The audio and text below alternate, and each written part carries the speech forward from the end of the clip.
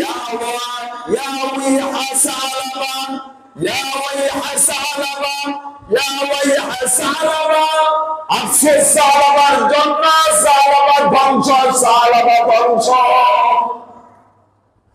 আল্লাহ রাসূল সাল্লাল্লাহু আলাইহি সাল্লামের পবিত্র জবান মোবারক দিয়া তার জন্য যদি নেক দোয়া করত আল্লাহ তাকে কবুল করে নিতেন। কন্যা সুবহানাল্লাহ। আর আল্লাহ রাসূলের জবান মোবারক দিয়া যদি বদদোয়া বের হয়ে যাইতো ওটার সাথে সাথে কবুল হয়ে যাইতো, ওটার সাথে সাথে কবুল হয়ে যাইতো।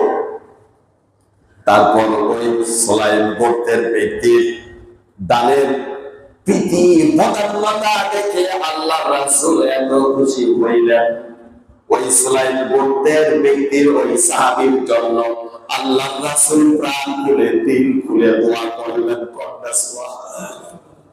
আল্লাহ সুলাইম গোত্রের ব্যক্তিটা আল্লাহ যাকাত আদায় করলো, তার উপরে তোমার রহমত নাযিল করো। সুবহানাল্লাহ। তার ধনের মধ্যে সম্পদের মধ্যে আল্লাহ তুমি বারাকাত নাযিল করো। আল্লাহ তার নেক হায়াত তুমি দান করো।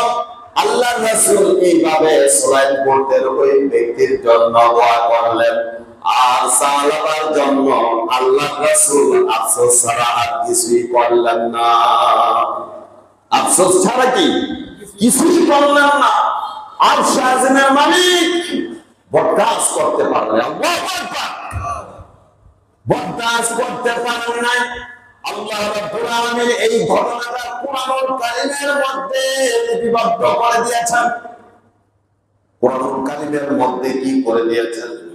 লিপিবদ্ধ করে দিয়েছেন। এই জন্য ইলা ইয়াউমিল কিয়ামা অর্থ কিয়ামত পর্যন্ত যত মানুষ আসবে এই সালাবা থেকে শিক্ষা নেবে। এই সালাবা থেকে কি শিক্ষা নেবে?